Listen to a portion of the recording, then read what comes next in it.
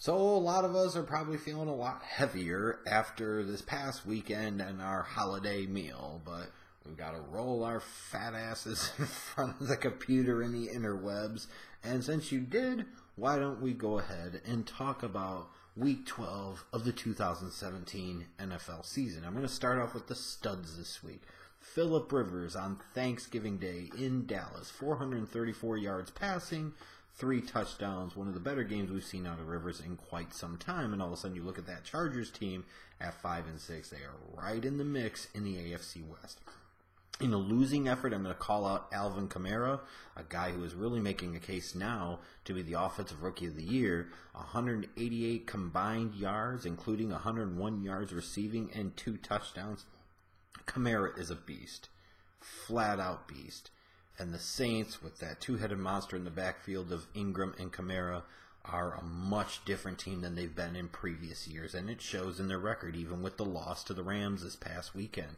And then Julio Jones, he finally showed up. We finally figured out how to get him the ball. 12 receptions for 253 yards and 2 touchdowns. That's the Julio Jones that we expect to see. That's the Julio Jones that the Atlanta Falcons need to see. That's the Julio Jones who then proceeds to get some type of lower leg injury, and then you're worried the next week whether or not he's going to play. That's Julio. But at least we got to see something resembling the greatness part of Julio Jones this past weekend. So those to me were the big studs of the week. Phillip Rivers, Alvin Kamara, and Julio Jones. Now moving on to 4th and 10. Case Keenum was great on Thanksgiving in Detroit as he led the Vikings to victory over the Lions. Now the Vikings sit at 9-2. They're thinking about a first-round bye. They're thinking about a chance at home field advantage throughout the playoffs and potentially being a home team, the first one to host the Super Bowl. But most importantly of all, Case Keenum has made his case that he should remain the starting quarterback the rest of 2017 for the Minnesota Vikings, and he should. The Washington Redskins held on in an ugly Thursday night, Thanksgiving night game and beat the New York Giants, which is what we've come to find out is not only most likely Eli Manning's last start of the season for the New York Giants, but potentially the last game of Eli Manning's career in New York. It is the end of an era, most likely, for Giants fans, and I think their reactions are interesting to say the least. Speaking of interesting, the Cleveland Browns, yes, the skid marks of the National Football League are interesting because with that loss to Cincinnati, it's 11 down and 5 to go. Come on, Cleveland. You can do it. You can do it. You can do it. You can join the '08 Lions in infamy. Any bums can go 2-14, 1-15, but it takes a special type of skid mark suck to go 0-16. And you're almost there, Cleveland. You've come this far. Why stop? Why not go the distance? As I mentioned earlier, Julio Jones finally broke out, and the Atlanta Falcons owned the Tampa Bay Bucks on Sunday. And all of a sudden, for a team to me who really the first half of the year didn't look very good and weren't the team that their record may have indicated, now all of a sudden they're in the playoff race. They're one of the playoff teams. They're sitting at, 7-4? Atlanta's slowly but surely starting to figure it out. And I think early on there might have been some layover from the Super Bowl loss. There might have been some hangover. But they're starting to find their rhythm. They're getting some better offensive play calling. And this is a team that could still be a little bit dangerous down the road. Speaking of teams that right now aren't dangerous, the Kansas City Chiefs. A team with that opening week victory over New England in Foxborough. Started off 5-0. People are talking about this is a Super Bowl team. This is a Super Bowl team. Yeah, pump the brakes on that crap. The Bills went into Arrowhead and beat the Chiefs. Tyrod Taylor was so angry that he led his team to 16 points on the scoreboard. Yee-haw. But now the Chiefs have lost 5 of 6. And to me, you've gotten to the point in time where you have to wonder, how can Alex Smith continue to be their starting quarterback? And when is it going to be Patrick Mahomes time for Andy Reid in this Chiefs organization? To me, it should be now. Because when you look at the past few games in particular, Patrick Mahomes could have at least done what Alex Smith did.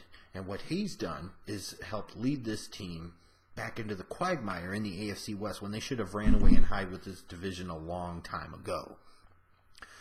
In a marquee matchup in the NFC, the Rams in Los Angeles beat the Saints. Now the Rams and Saints are both sitting at 8-3, and still thinking about potentially trying to get a first round bye. But again, just in general, that whole race in the NFC for the playoffs, that is a monster. That is going to be a beast of a playoffs this year.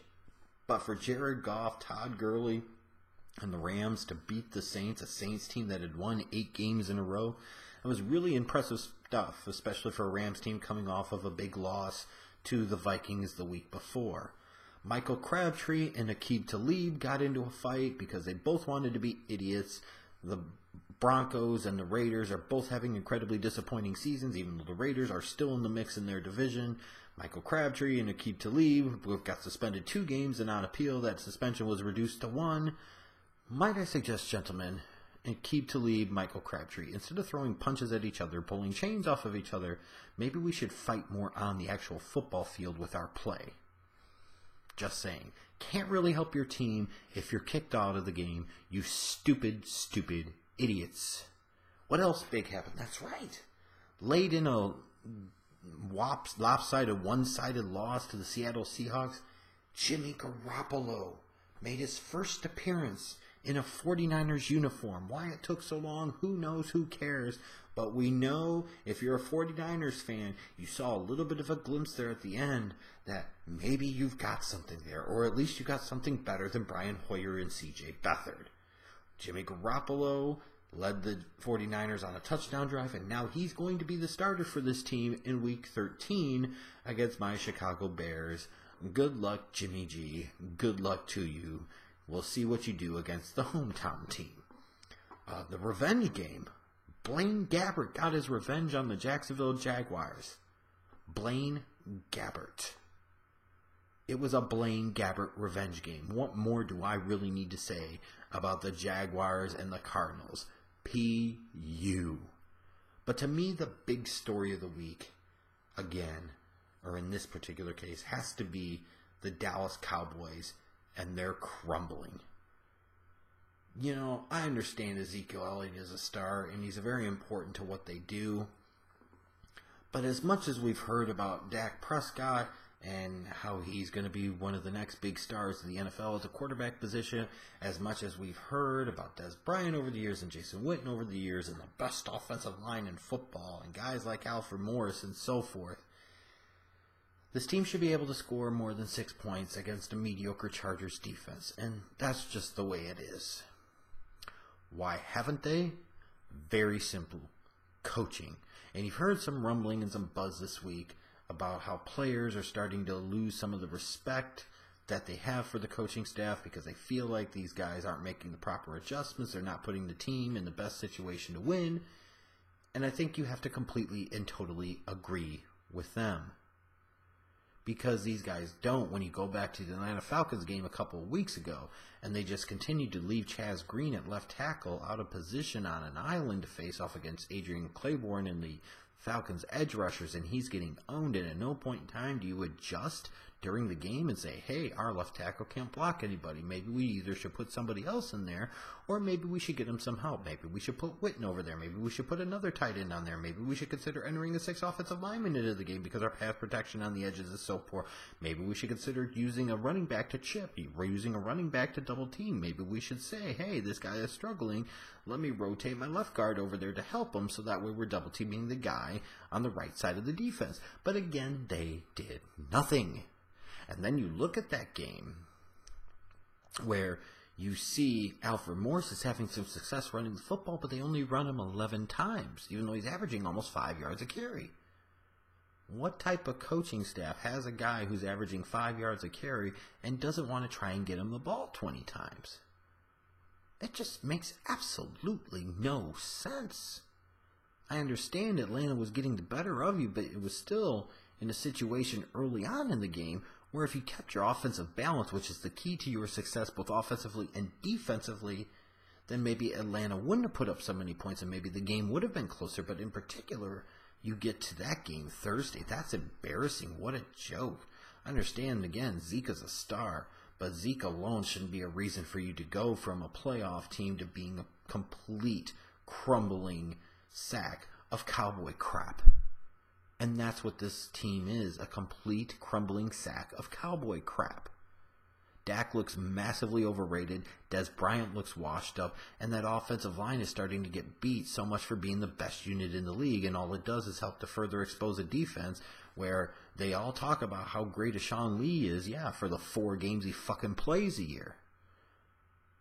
And it's ridiculous that these coaches, whether it be head coach Jason Garrett, defensive coordinator Rod Marinelli, consistently can't make in-game adjustments. And in particular, in recent weeks, that's been exposed. You've put your team in bad situations, you've made bad calls, and it has cost this team significantly. This is the type of team that should have been able, with some of the talent they had in places, to be able to get by without Ezekiel Elliott and stay in the playoff race. And they are very quickly becoming irrelevant in the NFC, which has to panic the Cowboys organization and specifically the NFL. But ultimately, when you want to talk about the coaches and so on and so forth, who owns the blame for this? It is one man. It is a Jerry Jones. I know the Pro Football Hall of Fame writers couldn't wait to put Jerry's ass in, but here's some simple truths about Jerry Jones. My Chicago Bears, and as much of a organizational joke as they've been for the past largely 2+ decades, they've gone through several bad head coaches, a lot of bad quarterbacks, and hung on to another bad quarterback in Jay Cutler for way too goddamn long. The fact is, as much as Cowboy fans may want to sit there and be on their high horse about the past, this is ultimately the Jerry Jones who helped run off Jimmy Johnson. And if you ever tried to figure out who was responsible for building those teams of the early and mid-90s, it was the Herschel Walker trade orchestrated by Jimmy Johnson. Because if Jerry Jones was as good at his job as he claims to be and pretends to be and wants the media to get you to believe that he is, the team would have been much more relevant, much more consistently, and been better for year in, year out. And they just haven't been. My Chicago Bears have been to an NFC championship game more recently than the Dallas Cowboys. My Chicago Bears have been to a Super Bowl more recently than the Dallas Cowboys. I want you to think about that for a second. Just think about that. And if I'm not mistaken, they have as many playoff wins as my Chicago Bears in this decade. One, people. One flippin' playoff win this decade. We're now in year 8 of the decade, technically, if you want to go there. Jerry Jones is the problem. Jerry Jones is the one that puts yes men in positions to coach because he doesn't want them questioning him. He doesn't want him challenging him. He doesn't want anybody that can get the credit and take that shine and luster and star away from him. Maybe Jerry Jones should worry a little less about politics, worry a little less about national anthems, worry a little less about his love for Donald Trump, and worry a little bit more about the football business, and specifically putting the real right people in place. The real right people in place, not these yes men, not these puppets, but real football people that really know what the blessed hell they are doing, and get the hell out of the way. Ultimately, when we talk about organizations in sports, you talk about, like the NFL, you say quarterback, coach, general manager / owner. And a lot of times it starts at the top and it trickles its way down, and that's absolutely true. And you look at, let's say, the Patriots and their platform for success: Robert Kraft, quality owner; Bill Belichick, best head coach ever; Tom Brady, best quarterback ever. No wonder they're competitive year in and year out. No wonder they're contenders year in and year out. Jerry Jones, none of that shit happening. What's the problem here? The problem is Jerry Jones.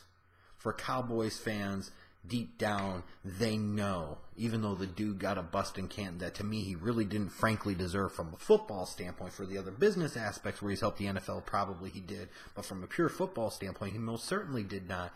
You have to be wondering, when Jerry Jones is either A, going to croak, or B, when he's going to have the good sense to do the best thing for this organization long term and sell this damn team. Because the guy's an idiot. He's always been an idiot, and he continues to be an idiot. And now his coaches look like idiots, and this team looks like a bunch of idiots.